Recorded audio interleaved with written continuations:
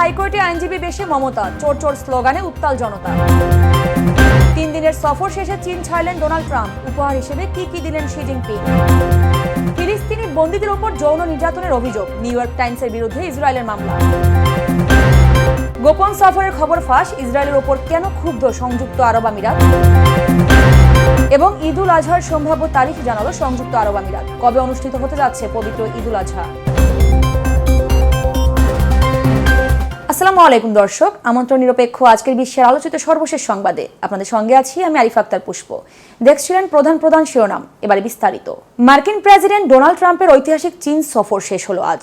তবে president Trump যখন air force ওয়ানে চেপে ওয়াশিংটনের পথে, তখন বেইজিং এর আকাশে বাতাসে ভাসছে এক নতুন ভূ রাজনৈতিক সমীকরণের গন্ধ। বাণিজ্য যুদ্ধ থেকে শুরু করে তাইওয়ান ইস্যু সবখানেই মিলছে এক অভাবনীয় সমঝোতার আভাস। 3 দিনের ঐতিহাসিক চীন সফর শেষ করে ওয়াশিংটনের পথে রওনা দিয়েছেন মার্কিন প্রেসিডেন্ট ডোনাল্ড ট্রাম্প। তবে যাওয়ার আগে বেইজিংয়ে রেখে গেছেন এক নতুন ভূরাজনৈতিক সমীকরণ। বাণিজ্য থেকে শুরু করে তাইওয়ান ইস্যু সবখানেই মিলেছে বড় সমঝোতার আভাস। শি জিনপিং এর সাথে ট্রাম্পের এই রুদ্ধদ্বার বৈঠকে ঠিক কি সিদ্ধান্ত হলো, কেন এই সফরকে বলা হচ্ছে বিশ্ব রাজনীতির নতুন মাইলফলক।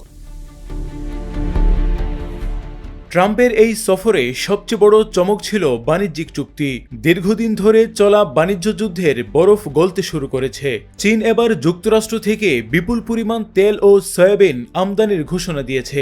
একসময় ব্রাজিল থেকে সয়াবিন কিনলেও এখন তারা নাটকীয়ভাবে আমেরিকার দিকে ঝুঁকছে।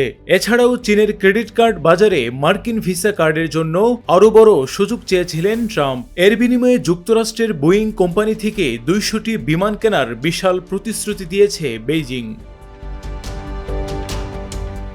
তবে সবটাই যে শুধু বাণিজ্য ছিল তা নয়, বৈঠকে উঠে এসেছে স্পর্শকাতর তাইওয়ান ও ইরান ইস্যু।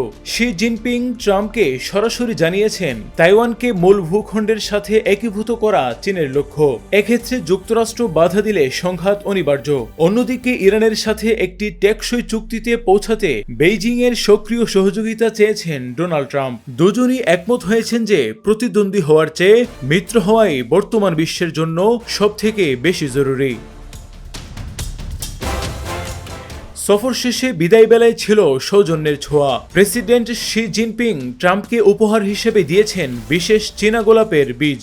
শি জিনপিং জানিয়েছেন এই বীজ দুই দেশের নতুন ও ইতিবাচক সম্পর্কের প্রতীক। বেইজিং আন্তর্জাতিক বিমানবন্দরে ট্রাম্পকে দেওয়া হয় বর্ণাঢ্য বিদায়ী সংবর্ধনা। এরপরই বিমান বাহিনীর এয়ারফোর্স ওয়ান বিমানে চড়ে নিজ দেশের উদ্দেশ্যে রওনা হয়েছেন।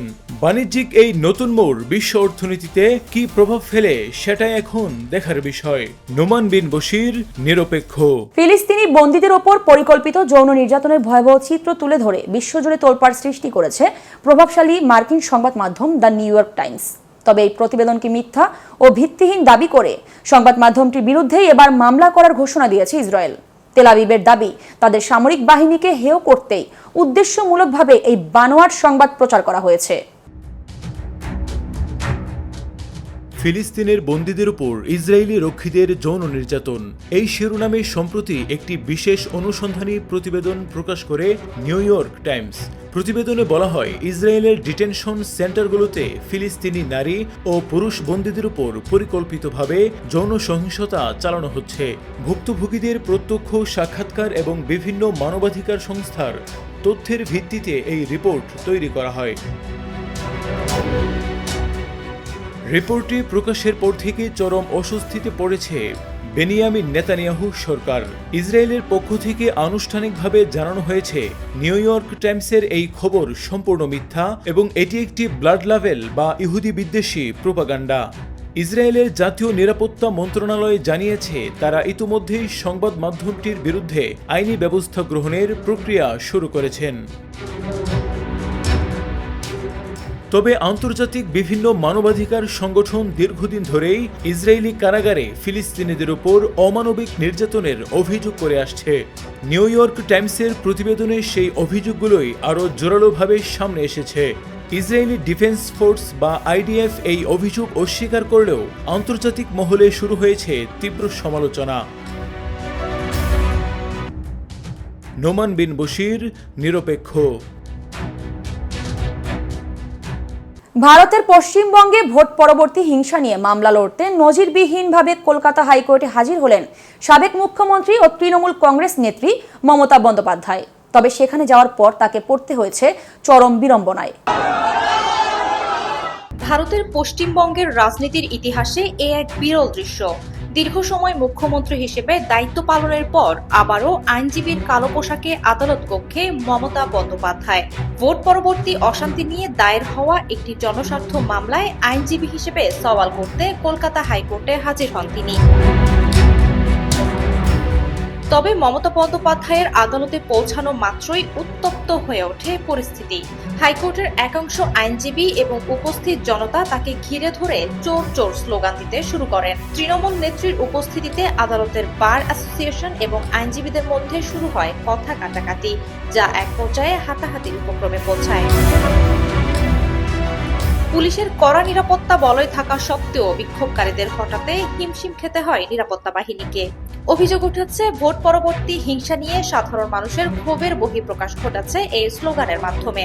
অন্যদিকে তৃণমূলপন্থী আইনজীবীরা একে পরিকল্পিত চক্রান্ত বলে অভিহিত করেছেন। রাজনৈতিক বিশ্লেষকরা বলছেন, মমতার আদালতে সওয়াল করতে আসা যেমন আইনি লড়াইয়ের অংশ, তেমনি বিক্ষোভের ঘটনাটি রাজ্যের বর্তমান পরিস্থিতির একটি প্রতিচ্ছবি। এই ঘটনাকে কেন্দ্র করে রাজ্য রাজনীতিতে নতুন করে বাকবিতণ্ডা শুরু হয়েছে। আদালত কক্ষের ভেতরে সওয়াল চললেও বাইরের উত্তেজনা থামার কোনো লক্ষণ নেই।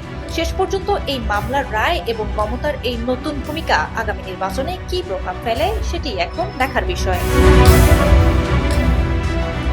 মিমি মাজুমদার, নিরপেক্ষ। আবারও কূটনৈতিক টানাপোড়েন শুরু হয়েছে সংযুক্ত আরব আমিরাত ও ইসরায়েলের মধ্যে। ইসরায়েলি প্রধানমন্ত্রী বেনিয়ামিন নেতানিয়াহুর একটি গোপন সফরের তথ্য ফাঁস হওয়ার ঘটনায় তেল আবিবের ওপর চরম ক্ষোভ প্রকাশ করেছে আবুধাবি। কেন এই গোপনীয়তা আর কেনই বা আমিরাত এত ক্ষুব্ধ, বিস্তারিত থাকছে প্রতিবেদনে। যুদ্ধাপরাধে অভিযুক্ত ইসরায়েলি প্রধানমন্ত্রী বেনিয়ামিন নেতানিয়াহুর সংযুক্ত আরব আমিরাত সফরের কথা ছিল অত্যন্ত গোপনীয়। কূটনৈতিক প্রটোকল অনুযায়ী এই সফরের বিষয়টি জনসমক্ষে আসার কথা ছিল না, কিন্তু ইসরায়েলি পক্ষের কোনো এক সূত্র থেকে এই গোপন সফরের খবর সংবাদ মাধ্যমে ফাঁস হয়ে যায়। এই তথ্য ফাঁসের ঘটনায় আবুধাবি চরম অসন্তুষ্ট। আমিরাত সরকারের পক্ষ থেকে একে কূটনৈতিক শিষ্টাচার বহির্ভূত এবং বিশ্বাসভঙ্গ হিসেবে দেখা হচ্ছে। বিশ্লেষকরা বলছেন, গাজা ইস্যু এবং আঞ্চলিক রাজনীতির কারণে এই মুহূর্তে নেতানিয়াহুর সফরকে প্রকাশ্যে আনা আমিরাতের জন্য রাজনৈতিকভাবে ঝুঁকিপূর্ণ ছিল। এর আগেও বিভিন্ন সময় ইসরায়েলি কর্মকর্তাদের সাথে আমিরাতের সম্পর্কে টানাপোড়েন লক্ষ্য করা গেছে। তবে এবারের ঘটনাটি দ্বিপাক্ষিক সম্পর্কের ক্ষেত্রে নতুন করে অবিশ্বাসের দেয়াল তৈরি করলো বলে মনে করা হচ্ছে।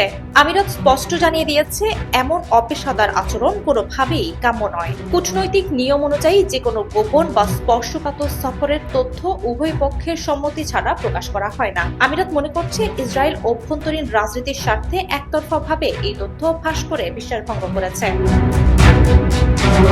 আমিরাত বর্তমানে ইরানের সাথে সরাসরি কোনো দ্বন্দ্বে জড়াতে চাচ্ছে না, কিন্তু ইসরায়েলের এই তথ্য ফাঁসের ফলে ইরানও আমিরাতকে কড়া হুঁশিয়ারি দিয়েছে। ইরান দাবি করছে, আমিরাত ইসরায়েলকে সামরিক সহযোগিতা দিচ্ছে, যা আবুধাবি সম্পূর্ণ অস্বীকার করেছে। আমিরাত বারবার জানাচ্ছে যে ইসরায়েলের সাথে তাদের সম্পর্ক কোনো গোপন সমঝোতার ভিত্তিতে নয়, বরং প্রকাশ্যে হওয়া আব্রাহাম অ্যাকর্ডস এর কাঠামোর অধীনে। ইসরায়েলের এই গোপন সফরের দাবি তাদের সেই স্বচ্ছতাকে প্রশ্নবিদ্ধ করেছে।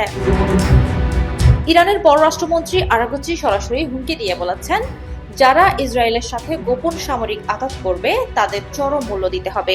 রাজনৈতিক বিশ্লেষকরা মনে করছেন, নেতানিয়াহু নিজের জনপ্রিয়তা বাড়াতে এবং আন্তর্জাতিক সমর্থন দেখাতে গিয়ে আমিরাতকে একটি চরম অস্বস্তিকর অবস্থায় ফেলে দিয়েছেন। তথ্য ফাঁসের এই ঘটনা দুই দেশের ভবিষ্যৎ কূটনৈতিক সম্পর্কে কি প্রভাব ফেলে সেটি এখন দেখার বিষয়। মিমি মাজুমদার, নিরপেক্ষ। মুসলিম উম্মার দ্বিতীয় বৃহত্তম ধর্মীয় উৎসব পবিত্র ঈদ উল আজহা নিয়ে বড় আপডেট দিয়েছে সংযুক্ত আরব আমিরাত। চাঁদ দেখার উপর ভিত্তি করে প্রতি বছর এই উৎসব পালিত হলেও জ্যোতির্বিজ্ঞানের গণনায় এবার সম্ভাব্য তারিখ ঘোষণা করেছে দেশটি। কবে হতে পারে এবারের কোরবানির ঈদ, বিস্তারিত থাকছে প্রতিবেদনে।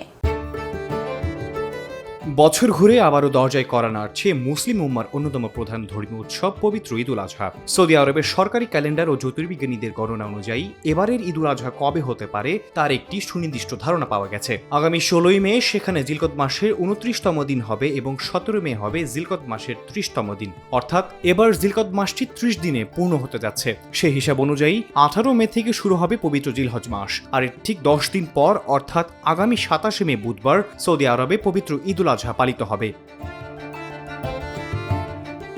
অন্যদিকে পাকিস্তান সহ আরও কয়েকটি দেশে জ্যোতির্বিজ্ঞানীরাও একই সম্ভাব্য তারিখের কথা জানিয়েছেন। সাধারণত সৌদি আরবের একদিন পর বাংলাদেশে ঈদ পালিত হয়, সে হিসেবে বাংলাদেশে এবার পবিত্র ঈদুল আজহা পালিত হওয়ার সম্ভাবনা রয়েছে 28 মে বৃহস্পতিবার। তবে পুরো বিষয়টি চাঁদ দেখার উপর সম্পূর্ণভাবে নির্ভরশীল। জিলহজ মাসের চাঁদ দেখার সাপেক্ষে জাতীয় চাঁদ দেখা কমিটি চূড়ান্ত তারিখ ঘোষণা করবে।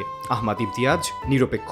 ভারতের পশ্চিমবঙ্গে ভোট পরবর্তী হিংসা নিয়ে মামলা লড়তে নজিরবিহীনভাবে কলকাতা হাইকোর্টে হাজির হলেন সাবেক মুখ্যমন্ত্রী ও তৃণমূল কংগ্রেস নেত্রী মমতা বন্দ্যোপাধ্যায়। তবে সেখানে যাওয়ার পর তাকে পড়তে হয়েছে চরম বিড়ম্বনায়।